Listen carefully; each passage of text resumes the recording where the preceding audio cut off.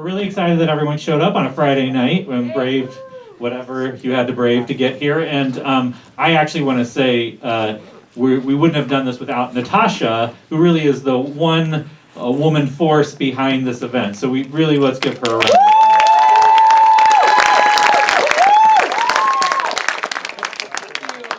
applause. Okay, let's get started. So we have two amazing panelists. Courtnee Zambrano is a screenwriter, producer, and climate storytelling consultant, and was most recently the researcher and associate producer for Scott Z. Burns' upcoming Apple TV series, Extrapolations.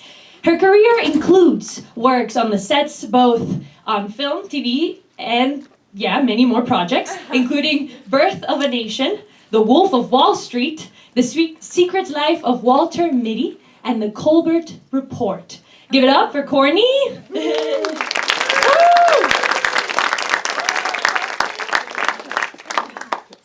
And next up we have Jay Ponti. Jay Ponti is a grassroots political organizer, trainer, and consultant who has participated in some of the most important social movements of the last decade, like Occupy Wall Street and Standing Rock and many more. He is currently the head of scripted content at GRAC Films. Thank you so much for being here.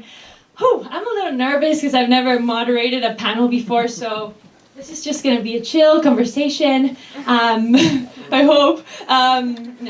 But if you can start by saying and telling us how you got catalyzed into this space of climate storytelling and climate advocacy. Hello again. Hi, yes, I'm Courtnee.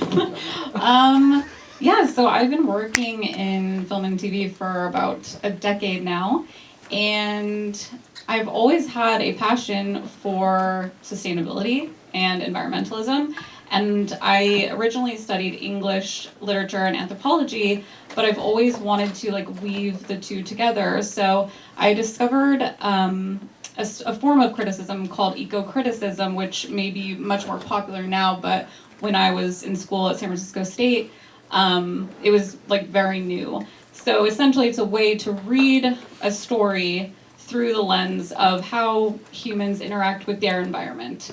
And I've really carried that with me all the way into my film and TV career, and now my writing career, which is that I think it's a very simple pass you can do through a script, or a way you can develop an entire project by essentially looking at the details of how are we interacting with our environment, how are these characters moving through their world, and it just takes one extra moment of observation and thinking, and you can make it a climate story. Wow,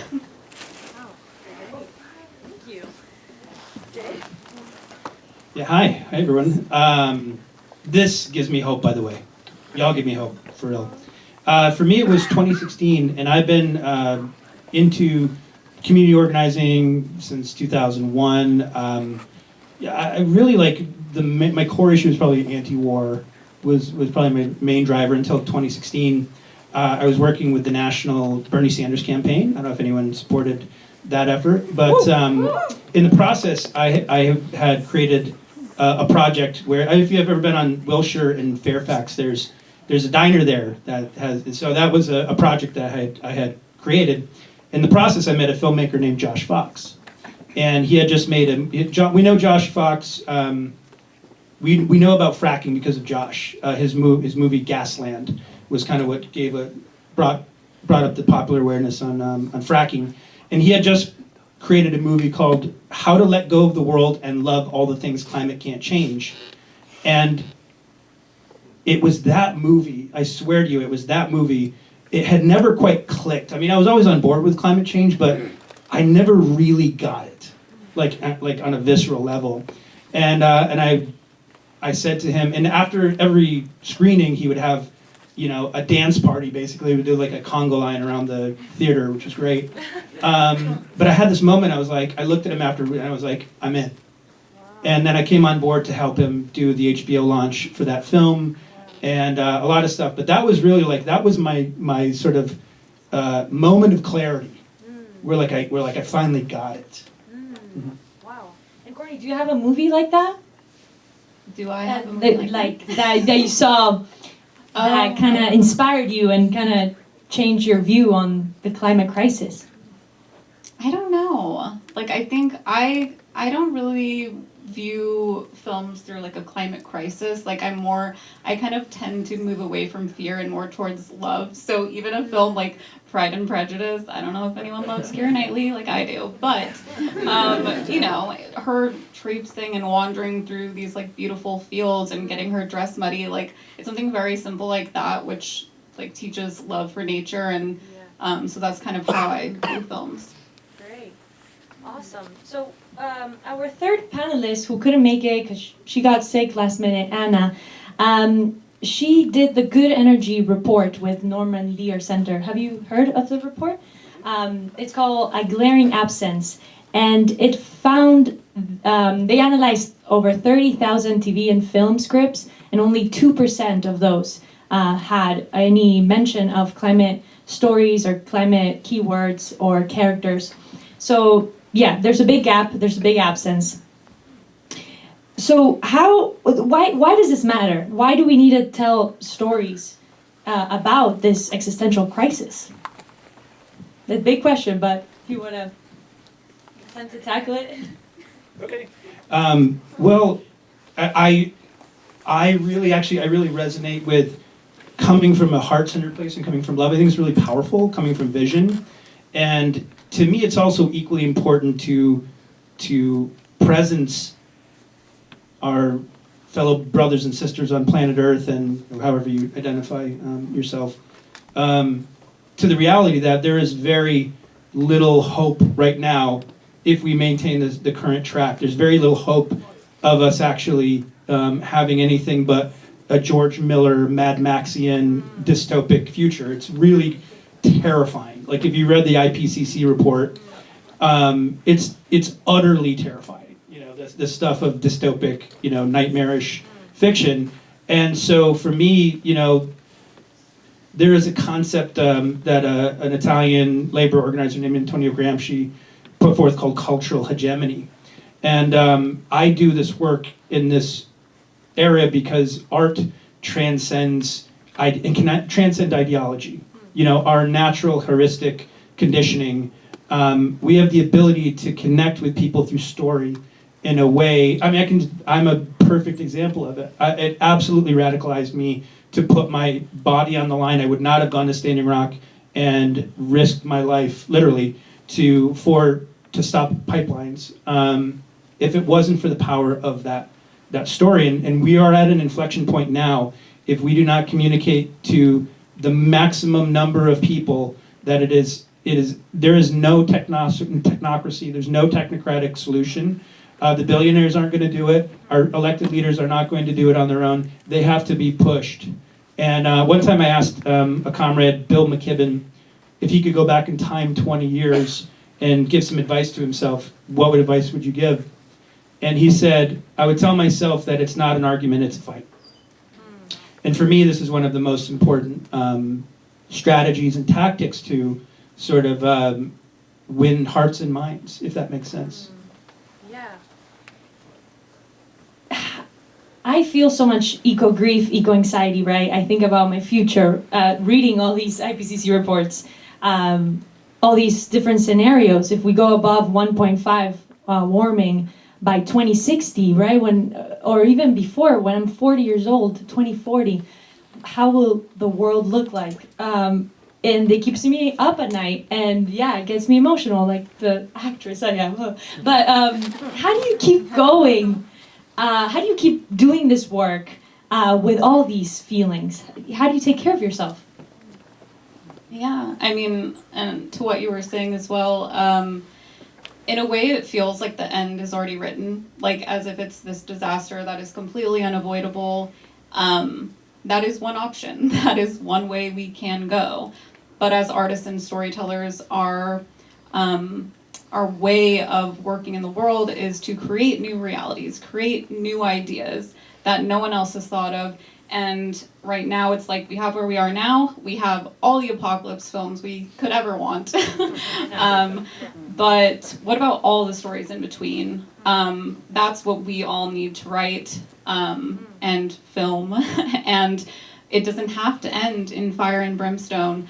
And I think that those small things, those small choices that we make as writers, sorry, I'm mostly speaking to writers, but it can be any sort of creative field. Those small choices make a huge difference to the audience receiving that information as a healing mechanism. And also, as you know, as an artist, it's incredibly healing. If you're feeling grief, if you're feeling anxiety, anger, use that as a theme for your next project. And it doesn't have to be hitting people over the head with the end is nigh. You can create something really beautiful out of it. Yeah. Scott C. Burns, he says, enough with the hope or hopeless kind of dichotomy or binary, action or inaction. That's right. That's what we need to focus on and leave our audiences with. Are they going to act or not? Because I feel like I'm acting with hopelessness sometimes. I don't know how, but it's happening. So my question is, working with Scott C. Burns and the Extrapolations, how was that? I know the show focuses on a near-term future. How was that, and what did you do in that show? Yeah, so I worked on it for about a year. I met Scott when the show was greenlit, and by the way, if you don't know Scott C. Burns, he was behind Contagion, which then became a repopularized film after the recent pandemic, which is still going on. But yes, so met Scott, he brought me on as a researcher, and yeah, we had only had like 2 episodes written at the time, and I brought on other playwrights, and then it was basically my job to be this hub of information, all the information in the world about whether it's sea level or animals that are going to go extinct, or the state of the bees, or state of the whales. I was kind of responsible for every factoid, which I actually loved. It may sound overwhelming, but I loved it. And so our show takes place over the course of basically the next 80 years. And it's called Extrapolations because it's imagining if we keep on going the way we're going without changing it, or, a few choices here and there, what is the world going to look like? And again, it's not all puppies and rainbows. It's not it's not the end of the world, but it is murky, which is kind of where we are right now. So that's what we kind of go forward with, and it takes place all over the world. And I got to speak to some incredible people, oceanographers, people at the UN who worked on the IPCC.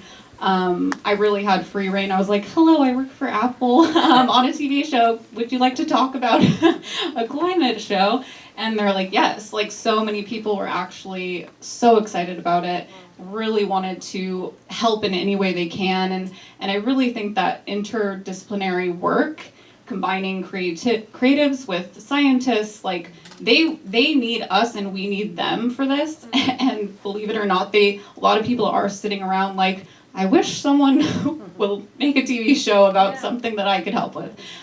So if you are writing something, working on something, I highly suggest reaching out and just say, I'm researching this. Can you have a 10-minute conversation? And 9 times out of 10, you're going to get a yes. Yeah, and this whole like logos rhetorical approach in scripts, right, of like facts and science. A challenge that I'm facing right now writing, I'm like, how do I navigate and balance that? I don't want to just write like exposition and facts and then disengage my audiences. How do we show or package all the science in an engaging, human, entertaining way?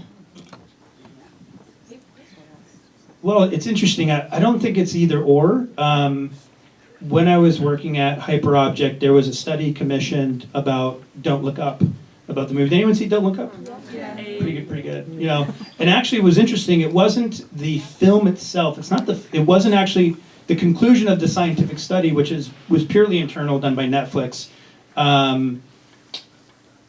showed that actually the most compelling driver for behavior isn't the film itself. It was actually when you show a call to action video after. That actually showed it was significantly, it really significantly moved, like the study they did, and they did it, they had control groups, and it was a proper scientific study, commission study, but they found that when there was a video with Leonardo DiCaprio inviting people to take action after, that was the thing. It wasn't actually the movie itself, though I know it did inspire a lot of people to come to action, but the scientific study said it wasn't the film itself that did it. It was actually showing, and for me it was the same thing with Josh Fox's film. It wasn't just that you saw people, his film, if you haven't seen that one, is about the people who don't have a choice but to fight. The people in Beijing, the people in the global south, the people who in the South Pacific, whose literal home is disappearing, like absolutely disappearing. They don't have a choice but to fight. But it was the intention that it was a rally for organizers after. It was to invite people in to take radical climate action. That was the thing. So I'm not sure if that directly answers the question, but for me, it's the power of story with action, which is, I think, was the driver behind Standing Rock as well. Myself and many other people literally were willing to go to the coldest place I've ever imagined. I mean, have you ever been to North Dakota in the wintertime? It is obscene. It's crazy. I mean, I knew medics' eyeballs that were freezing, like the corneas were freezing. It was nuts. And we slept in tents. What got us there was the myth. The myth that according to the indigenous prophecy, they had a prophecy that there was going to be a black snake that crossed the river, and when the black snake crossed the river, that would mean the destruction of humanity. That would mean, the apocalypse was imminent. And for myself and many other, like that really, I believe that was one of the key driving factors, was that myth, that mythos. So take from that what lesson you will. Wow. True story. Wow. Wow. Okay. Yes. You brought up Don't Look Up, and this sparks a question. What pitfalls are filmmakers that you see falling into when creating climate stories? I know there's pro Don't Look Up, but no, there's no pro and con Don't Look Up. But there's a lot of people that said this is counterproductive to the movement, or people that are like, no, this really inspired great conversations with my family and blah, blah, blah. So what are some challenges and pitfalls that you're seeing in media right now? In a sane world, everyone would be talking about it all the time. So the failure is all of us not talking about it all the time. Every TV show you watch, every news program you watch, I think that's part of the power of that movie, because that's real. It directly parodies life. So it is a systemic failure. And most people are invested in a status quo. I mean, it is, I'm sorry, it is, there are wonderful people in the film industry that care and want to help, but not nearly enough. And so it is our collective voices demanding that this be front and center, using the power we have in Hollywood and in other entertainment centers, and also leveraging that for our policymakers. Yeah. But that to me is the and I would have loved to see Adam put a few lines at the end of the movie saying like, "Hey, world's on fire. We should do something about it." But anyways. Yeah, I agree, and I think we could also be a little bit more evil. I mean, I know that sounds bad, but if you think of advertising, they are subliminal messaging. They are saying go get tacos at 2 a.m. and then we do. So I think, I mean I do, but as climate storytellers, I think whatever's important to you, we can do it a little bit more, subtly. And I think also we need to know our audience, because a lot of times when you think of, nature documentaries, how many nature documentaries do we have and who is watching those? Probably people who already care about the earth. So how do we get climate stories into Law and Order and all these other shows where people are not exposed or predisposed to care about climate change?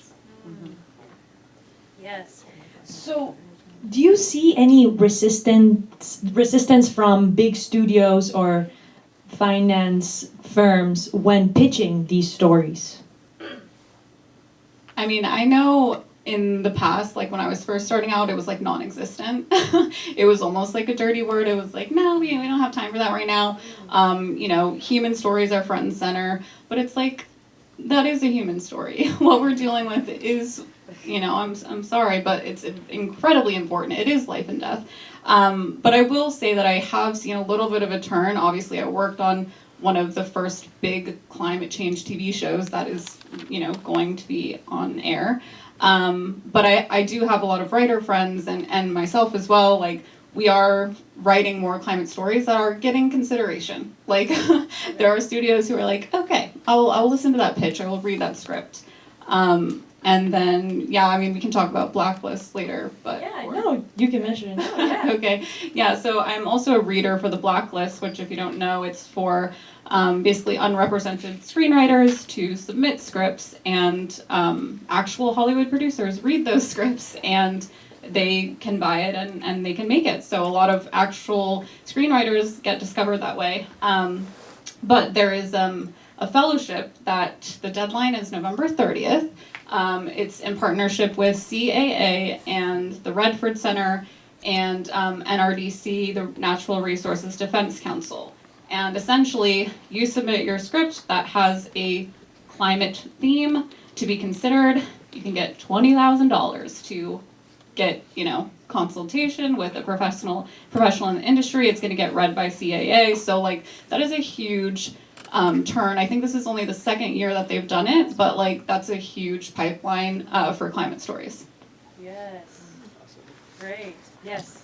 Yeah, I mean, that's amazing. Yeah, I applied. I'm glad I learned about that. For me, like when I was again working for Adam, it was always the elephant in the room. Because my experience is like Adam really is very committed to climate justice. He cares about it. It keeps him up at night. We really like came together on that because I had invited him to participate in a direct action, you know, that was fighting a pipeline and the Wet'suwet'en on behalf of the Wet'suwet'en people in Canada. And it turns out if you have an account with City National Bank, that is helping to fund that pipeline. So like you know I know it sucks, huh? You know, like. So anyways, that's Hyperobject Action was born out of that, but it was always the elephant in the room. You know, they were going to make announcements in the trades, and we would always have, you know, PR coming back on us, you know, because really there is a status quo, and not everybody wants to disrupt that status quo because it's not profitable. So in my experience, which is limited, you know, there are 100% really wonderful people who, I don't know, have a conscience and are aware of what's generally happening on the planet, who do want to help, but realize that there is enormous internal pressure to not upend the status quo. Yeah. Sorry, I wish I had more hope for you. No, We got this. yeah.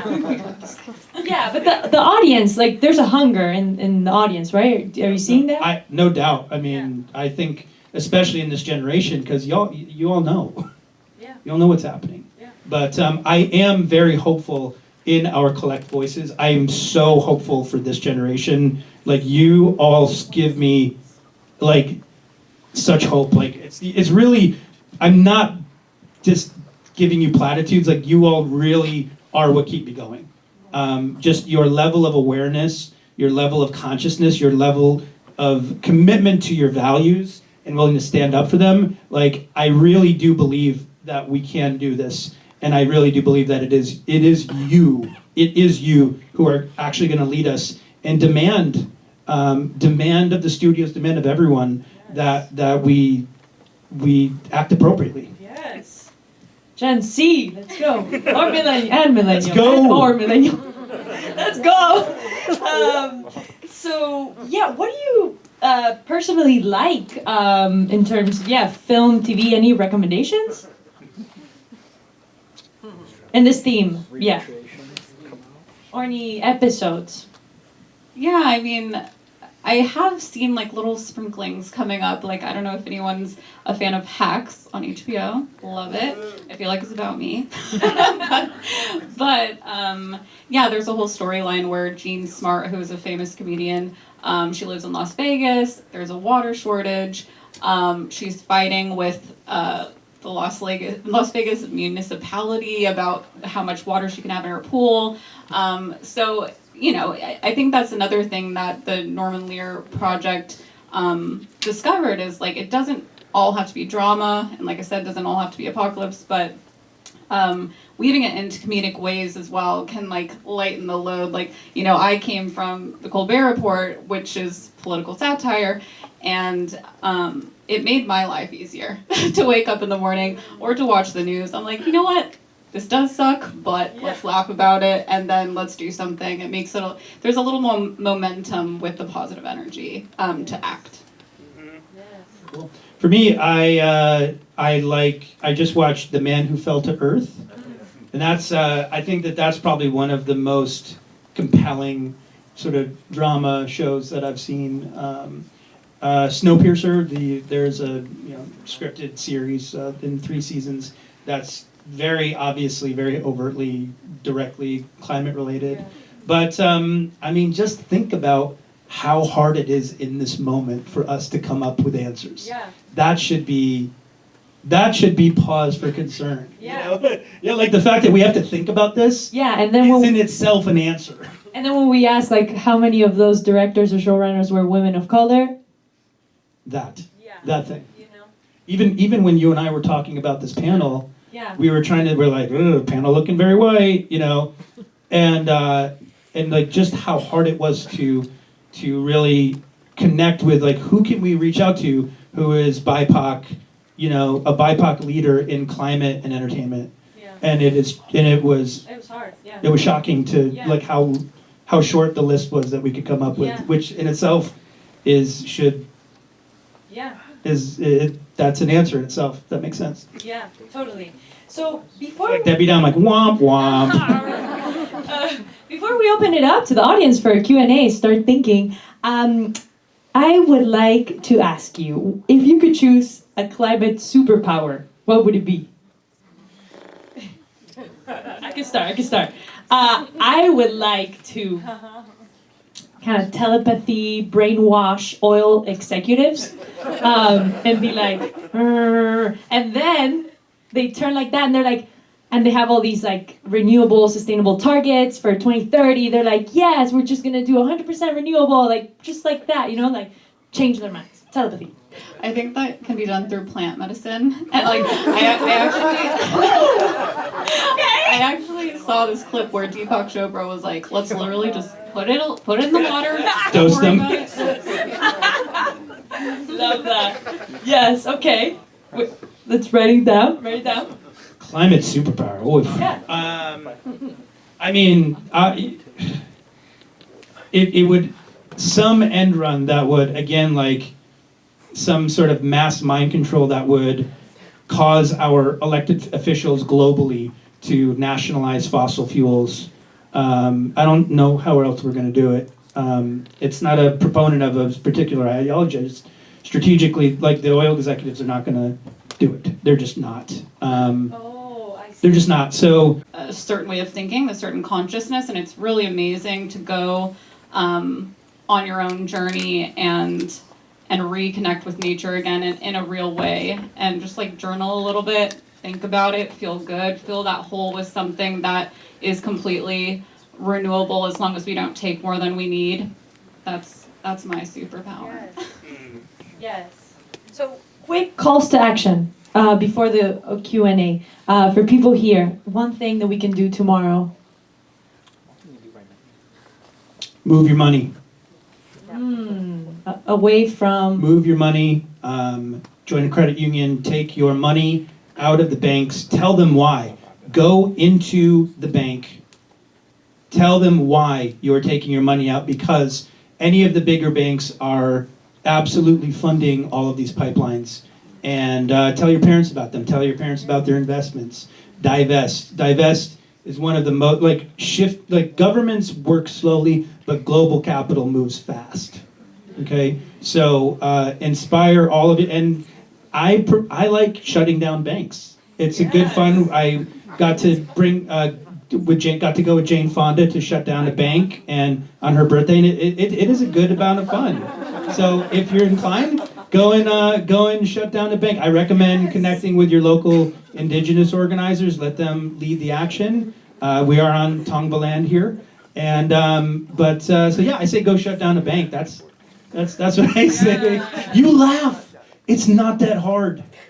You laugh. You think that it's impossible. But there's nothing special about me at all.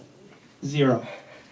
Like, you are much smarter and more creative and dialed in. I'm old. like I'm an old person now. So you have way better ideas than I do. And I would also say join Youth Climate Strike LA. Yes. So those folks are doing some amazing work. Great. Yes, I have personally had some very uncomfortable conversations with Chase. Just digitally, just go down the chat. Just be like, hey, do you know where your money's going, where my money's going? I would like it back. Thank you. So yeah, my call to action. I'll give Anna Jane a shout out with the Good Energy Project. I helped consult on the Climate Storytelling Playbook, which is essentially this kind of brief guide to help screenwriters navigate climate storytelling, and makes it very easy and understandable, and it's online. It's funded through Bloomberg Philanthropy, and yeah, it was a lot of fun to work on, and I hope it's very helpful for anyone who's interested. Yes, there's a barcode outside that people can scan and check it out. Thank you so much. And yeah, let's open it up. I guess, how can we... Just let him shout it out. Yeah, shout it out. Okay, let's go from the back forward. What's up? My name is Aryan Tamar. I'm one of your filmmakers tonight. I had a question for you, Jay. Specifically, I'm coming from British Columbia most recently, and doing some work around the Fairy Creek blockades. And so I'm wondering, what role do you think media has in influencing politicians to make a difference? And do you think that's possible? Because I was part of a lot of movements to document what's happening at Fairy Creek. And while we were part of the largest civil disobedience act in Canadian history now, the government, the NDP, still isn't really making any change in their policy, and old growth logging is continuing at an unsustainable rate. So what do you think artists can do to Great question. Politicians? So I come from the Abby Hoffman Yes Men School. Sure. If you ever get a chance, just go do a deep dive on the Yes Men. They're brilliant. I got to work with them in the last, maybe 6 months. And I was actually collaborating with one of the Yes Men, and this idea came out. I was documenting the Global Clean Energy Action Forum, and we found out Joe Manchin was speaking. I mean, Joe Manchin is speaking at a climate conference is insane. But to answer your question, I'm a big fan of bird dogging. So we went in, and we had no time to figure out an action, but we went in posing as Joe Manchin. We went in Halloween costumes dressed as demons, and we were like his demon fan club. We were like, yeah, Joe Manchin! We love you, we love the Mountain Valley Pipeline. You got a pipeline into a climate bill, you're the man. And, I'm not kidding, but we weren't the only effort. The People versus Fossil Fuels Indigenous Environmental Network were also doing actions, but we killed the deal. They killed it the next day. So I would say that the most definitely important to reach the masses to activate them. Especially when there's real brutality happening, as it happened in Standing Rock and all of these pipelines. But in my opinion, until it directly makes them, the very specific representatives, uncomfortable and make them look bad publicly, they're not going to move on it. They're not going to move on it. So you have to really be strategic in who you're targeting. There's a process I'd also Google called power mapping. Just Google how to power map, and there's a way that you can target who are the most influential on this issue, who are the most, who can be moved, but anyways, it's a useful tool. But I would say I identify them, and we also I've bird dogged Governor Cuomo. We did a mic check outside of his $50,000 a plate fundraiser with all the it was like head of Fox, every studio head was there, and we did sort of an old Occupy style mic check outside of it, and you gotta take it directly to that person and embarrass them publicly. You gotta tug on their beard, and I'm a fan of humor. I think humor is a really powerful way to put a crack in the armor, because most people associate power as being unapproachable, and they're just too big and powerful for us to do anything about. Not true. That is true because we collectively make it true. Wow. Yeah. Hi, my name is Marcella. My partner and I are actually working on a set of sustainable production guidelines and how to make our productions themselves more sustainable. Wanted to know your thoughts and your perspectives and what you've seen on set and things that could be better, things that have definitely gotten better, kind of just your perspective of what does it look like to make a film more sustainably right now. Yeah, definitely. I mean, I can speak to that because I've been working on sets since, 2013. And there was definitely no thought about sustainability when I first started. It's definitely changed. I would say probably the last 5 productions I've worked on, we've hired outside consulting firms like Eco Angel to come in, and they consult, and they just say, exactly this is what you can do better, this is not great, let's not build a set with rainforest wood, that would be helpful. And yeah, I think the hardest part to kind of bridge the gap is producers want a certain thing, and the crews that have been working on sets for 40 years are I'm standing with the camera for 12 hours a day, I need a water bottle, I can't go off set to fill the water. So it's we need a little bit of creative thinking of how do we not take away from these people that are working so hard and grueling. And I've done it. I was a PA running around for years. And then when you have producers who are taking executive flights back and forth from LA to New York to whatever, and they're telling the crew they can't have bacon on their breakfast sandwich, it's a little so I think, thinking of it from a crew member's perspective is helpful, and there's definitely a lot of resources out there, and that's so awesome that you're trying to make that happen. Thank you. Awesome. Oh, you want to jump in? Yeah, I want to jump in on that one. Yeah. The production is most likely going to be spending money and making money, and the credit cards they're using are funding pipelines. Okay? So one of the challenges, and I completely agree, do everything we can to be that change, to use water bottles, to not use plastics. 100% flying is a big problem. And the onus is put on the consumer to take your eye off of the system, to take your eye off of the fossil fuel barons. Okay, so they put the onus on you. Oh, if you only get an electric car or the right light bulb, or, the onus is put on you as a tactic. You understand? To keep us from demanding we end the fossil fuel subsidies. Okay, we are subsidizing. We're giving welfare to fossil fuel projects, and those productions are also funding them. So that's what I would say. Yeah, save the turtles. No, it's take with the plastic straws. You know what I'm saying? They're look over there, and then you won't look at what I'm doing. Yeah. We can do both. Yeah.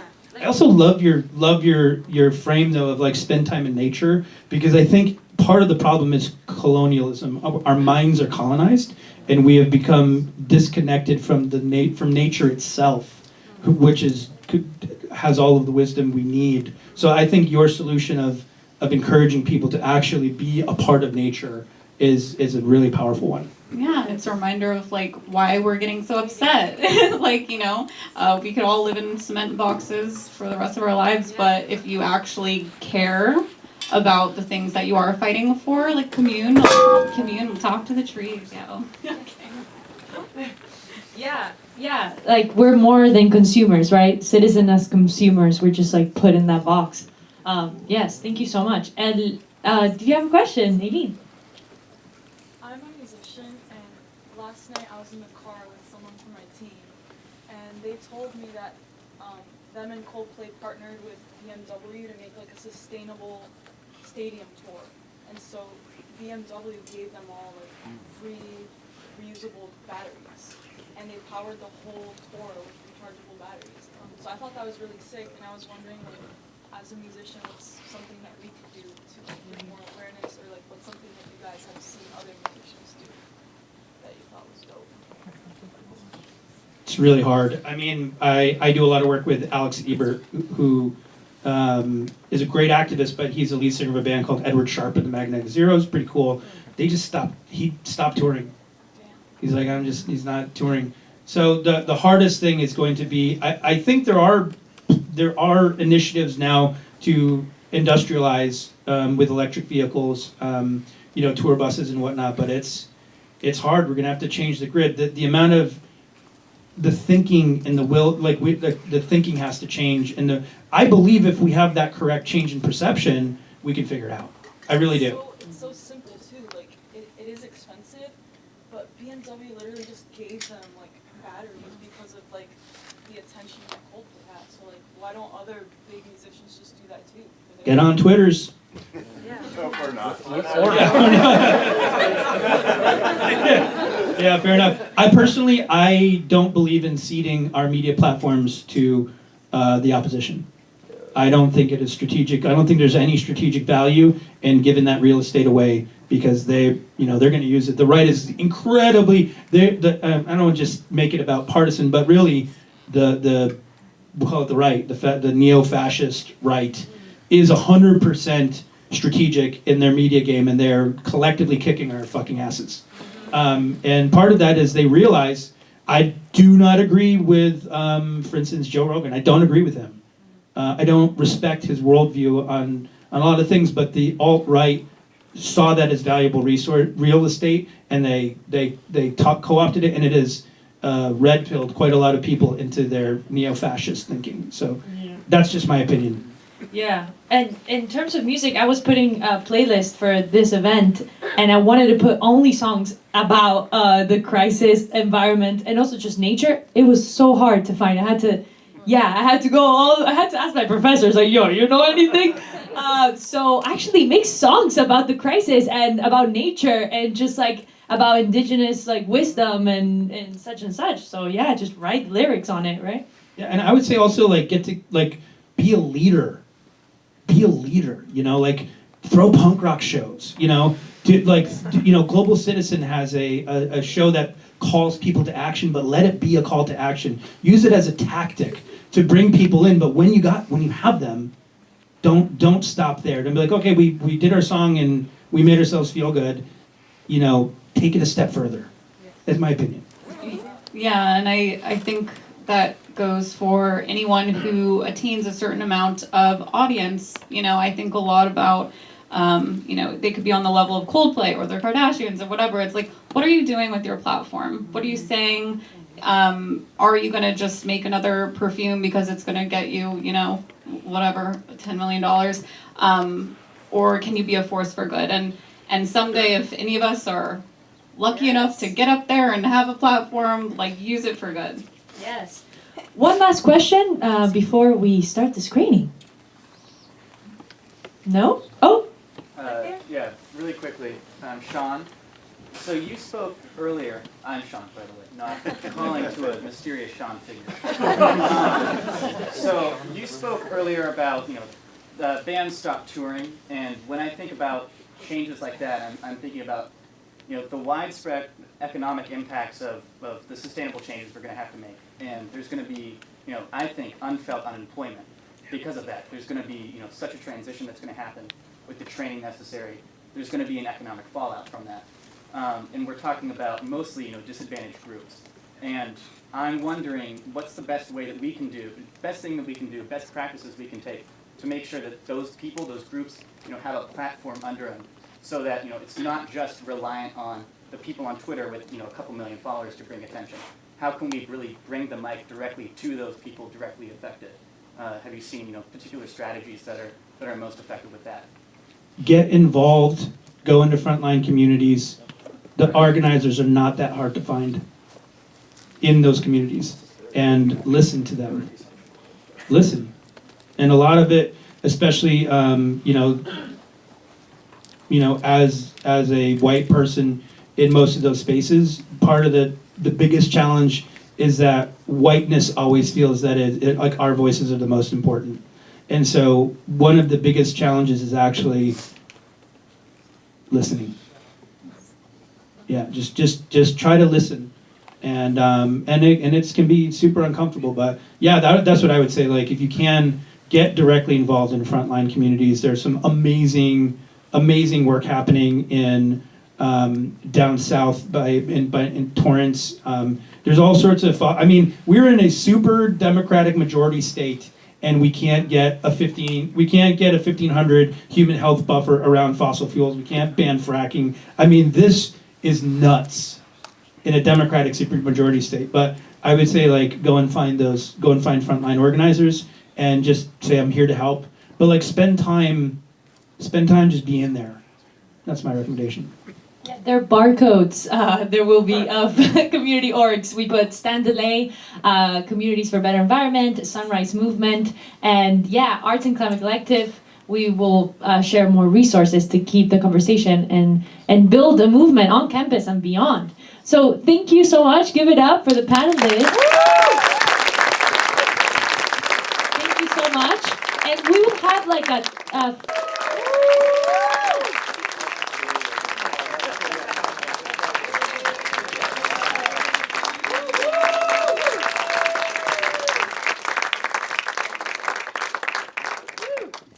To me, it speaks to volumes to the kind of breadth of concern, the breadth of talent, and the passion that comes through in the work that we saw today. The conversation we had earlier was super exciting to me, and I'm so grateful that we have such a warm and loving space to be having this conversation.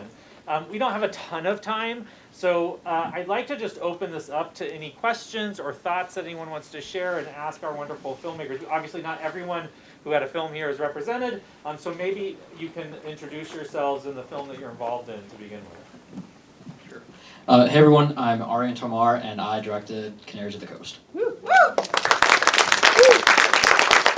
I'm Eduardo Maya, and I directed Living Colors with my co-director Melanie Robertson, who lives in Sonoma County, so she couldn't make it. I'm Aristotle, and I directed Lamben. I'm Natasha, and I directed and wrote and acted in Our Garden. And my name is William Higbee, and I directed Divestments.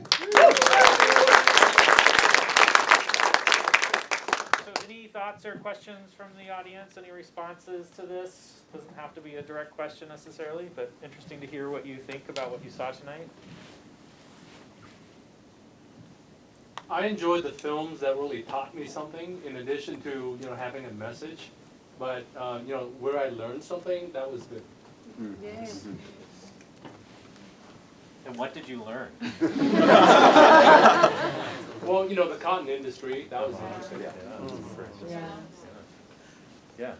I was just going to say that given Natasha's question about the other panelists, about how do you go about conveying a message without burying people in exposition, I thought your film really did that. Gave us a sense of compassion for these human beings and their sort of dreams and fears, and I thought that was skillfully done. Thank you. Great. Yeah. What is it meant to be a part of a program like this where y'all all get to meet each other? And I'm sure some of y'all knew each other beforehand, but what does it mean to kind of have this community and support around the type of work that you're doing?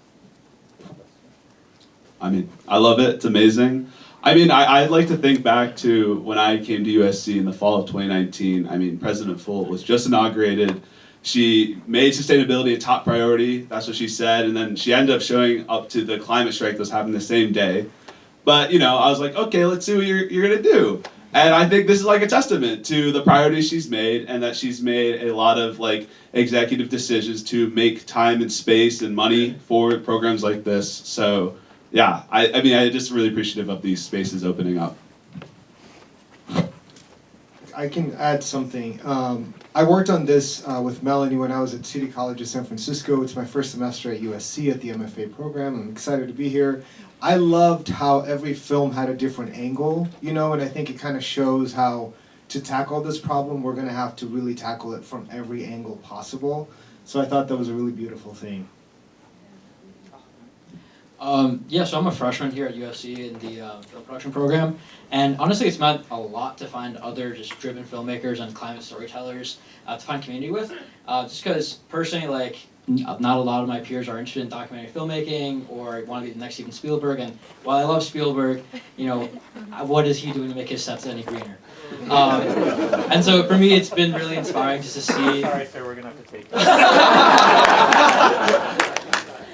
So yeah, it's been really inspiring just to kind of have like other climate role models around, and you know, to not only have them like be as people to look up to, but people to work with, to kind of just change the narrative and get more diverse voices into the space.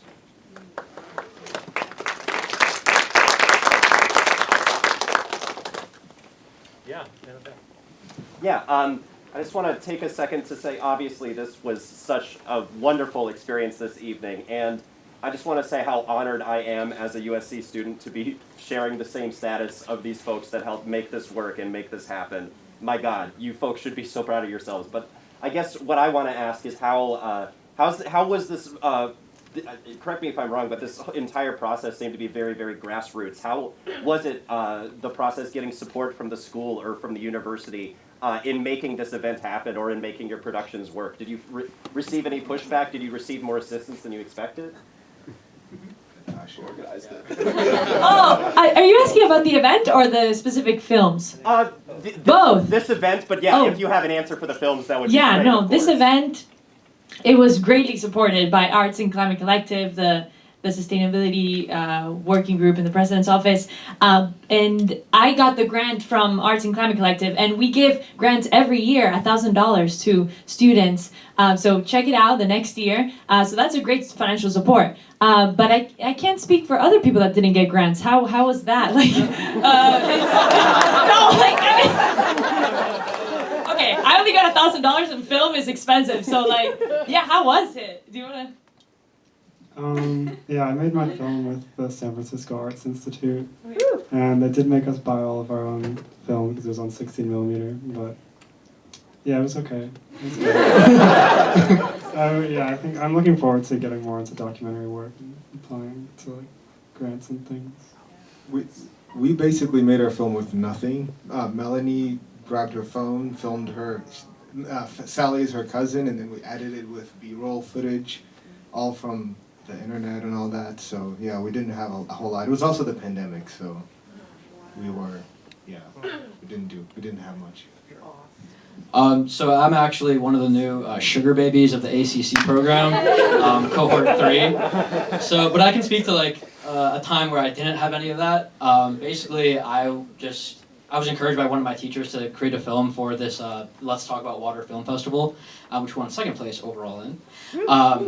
And basically, like, I'm just trying to think about like the production process of having like no money, like Eduardo said, to like now, and basically like when you hopefully next year when you come back to this event and you see the documentary I'm working on right now with the ACC, you'll tell just like the difference in visual quality, but also I think ACC just gives us a space to, because I know William, you were working on your Divest documentary before you got the ACC grant, and then you kind of got it. So I think what I like about the ACC and what I've seen in like my peers is that they're really dedicated to giving us the time and the resources to grow as artists and to really just like transform our work. So personally, I'm looking forward to that at the kind of beginning of the process. I wanted to add that even if you don't get the grant, you know, Arts and Climate Collective is a community, and for example, I had the idea of the festival, right? And I just told Colin, and then Colin connected me with Michael Bodie, and then Michael Bodie was so helpful in getting a space from SCA with Media Arts and Practice, and then we just did it with no budget, no money, we just did it. So if you have an idea, I feel like there's always communities and support that can just cross-pollinate with each other and just create something from nothing. So, yeah.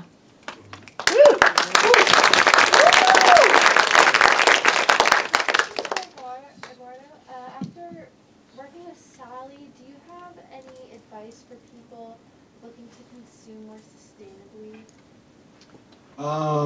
I wish Sally was here to answer. I think the conversation before we had this, I think, touched on a lot of those things. I think, and there were experts more than me, to be honest. I think for me, what working with Sally did was just becoming more aware of what's behind the scenes. One statement in the documentary that stood out to me was when she said, listen, fast fashion, we heard about it when the designers got dumped, but when the manufacturers got dumped, no one really even heard about it. So I think it's just kind of paying attention to what's behind the curtain, and I think the whole funding, where is the money going, is a big part of it. So I think it's just becoming more aware, and she knows a lot about fashion and all that, but I don't have a whole lot of context, unfortunately. I'm still kind of growing in the space, Any other thoughts or questions for our friends? Congratulations. Yay! Thank you so much for being here. Thank you. We can remain outside in the lobby, chit chat, link and build, network, whatever you want to call it. But yeah, we need to vacate the space. Thank you so much. I was going to say one other thing is talking about community is the most important thing. And Colin and I were discussing this a little earlier at the beginning of this event. And the coming together in person is so important, right? And it's something we really learned during the pandemic. And part of the coming together and communing is sharing and establishing values. And I really see this event in doing that and helping to establish these shared values amongst all of us around these concerns. And so I'm so grateful that you're here, but I also would encourage you to push others to participate in person. Get away from the computer, get out of your house, and come into these environments, because it's the only way we're going to make change.